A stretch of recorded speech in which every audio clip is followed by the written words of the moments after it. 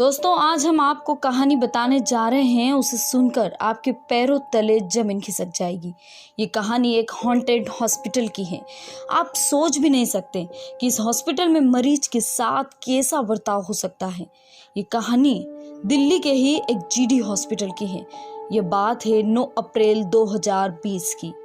Lockdown चल रहा था, कोरोना की संख्या लगातार बढ़ रही थी और प्राइवेट हॉस्पिटल भी अपनी मोटी कमाई करते जा रहे थे। एक दिन दिल्ली के ही जीडी हॉस्पिटल में कोरोना का एक मरीज भर्ती हुआ। कोरोना मरीजों की संख्या ज्यादा होने पर और बेड की कमी की वजह से मरीजों को दूसरे वार्डों में शिफ्ट किया जा रहा था। अब मरीजों को उन वार्डों में भी शिफ्ट कर दिया गया था जो कि सालों से बंद पड़े थे। कोरोना के 3 और मरीज उस वार्ड में एडमिट थे। उनका उपचार चल रहा था, लेकिन एक दिन रात में नीलेश नाम के एक पेशेंट को वॉशरूम जाना था तो उसने अपने दोनों साथियों को देखा, लेकिन वो सो रहे थे। नीलेश को अकेले जाने में डर लग रहा था, लेकिन उसने अकेले जाने का ही प्लान बनाया। वॉशरूम जाते समय नीलेश को किसी के जोर जोर से रोने की आवाजें आती हैं। कोई लड़की कहती है, बचाओ बचाओ बचाओ बचाओ। चिल्लाने की आवाजें उसके कानों में बहुत ज्यादा गूंज रही थी। वो परेशान हो चुका था। नीलेश को ये आवाजें ऑपरेशन थिएटर में से आ रही थी। उसने ओटी की खिड़की में से देखा तो उसके रोंगटे खड़े हो गए। नीलेश ने देखा कि उस ओटी में एक नर्स, एक डॉक्टर और 2 वार्ड बॉय और एक पेशेंट है, लेकिन सभी के चेहरे एक जैसे थे। नीलेश बहुत ज्यादा डर जाता है। वो घबरा कर वहां से पलटता है कि वही चेहरे उसके सामने आ जाते हैं और कह रहे थे, चले जाओ वरना मारे जाओगे। वो डरता हुआ अपने बेड पर जाकर सो जाता है। 6-7 दिन तक यही चलता है। नीलेश को वही रोने की आवाजें आती है और वही चेहरा उसे बार बार दिखता है, लेकिन वो चुपचाप अपने बेड पर ही सो जाता है, किसी से कुछ नहीं कहता। एक दिन डिस्चार्ज के एक दिन पहले ही नीलेश को रिसेप्शन पर पेमेंट डिपॉजिट के लिए बुलवाया जाता है। जैसे ही नीलेश वहां रिसेप्शन पर पहुंचता है तो वो उस लड़के को पेमेंट जमा करवा देता है। चेंज देने के लिए वो लड़का अपना वॉलेट निकालता है, लेकिन उस वॉलेट को देखकर नीलेश चौंक जाता है, क्योंकि उस वॉलेट में उसी लड़की का चेहरा था जो उस रात उसे सभी में दिखाई दे रहा था। वो घबरा जाता है। उस लड़के से पूछता है कि ये कौन है।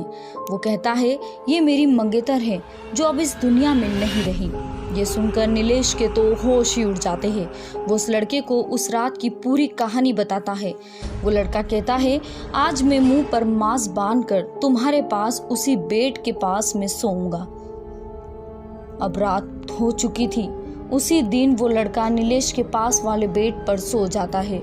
फिर रात को 12 बजे वही आवाजें उसे सोने नहीं देती है। नीलेश और वो लड़का ओटी की तरफ जाते हैं, लेकिन खिड़की से देखने पर वहां पर कोई नहीं दिखता है। फटाफट वो वहां से जाने की सोचते हैं और देखते हैं तो ओटी के दरवाजे में से उस लड़के की शर्ट फंस जाती है। वो पीछे पलटते हैं कि अचानक एक साया उनके सामने आ जाता है। वो लड़का अपना मास्क हटाता है और कहता है, टीना, मुझे मालूम है ये तुम्हारी आत्मा है, लेकिन मुझे बताओ कि तुम्हारे साथ क्या हुआ था और तुम इन्हें क्यों परेशान कर रही हो। सब कह रहे थे कि तुमने सुसाइड किया है इसी वार्ड में, लेकिन क्यों किया? मुझे अकेला छोड़कर क्यों चली गई? प्लीज मुझे इसका रीजन बताओ। तब कहीं वो आत्मा उसके सामने आती है और कहती है, एक दिन हॉस्पिटल के एमडी के साथ सभी नर्सों की मीटिंग थी। हमने मीटिंग खत्म की, तब एमडी सर ने मुझे रुकने को कहा। मुझे ड्रिंक ऑफर की, लेकिन मैंने मना किया तो जबरदस्ती मुझे एमडी सर और नर्स माया ने ड्रिंक पिलाई।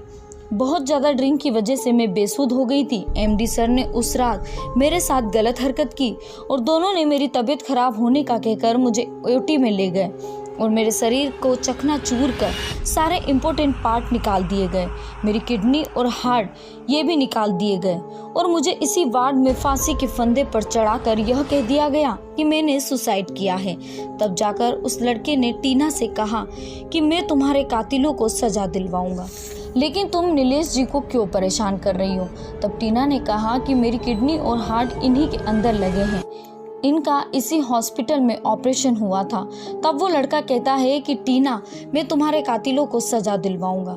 नीलेश जी उस लड़के ने एमडी और उस नर्स को पुलिस के हवाले कर दिया और उस हॉस्पिटल के बहुत सारे ऐसे काले घोटाले उजागर हुए और टीना की आत्मा को भी शांति मिल गई।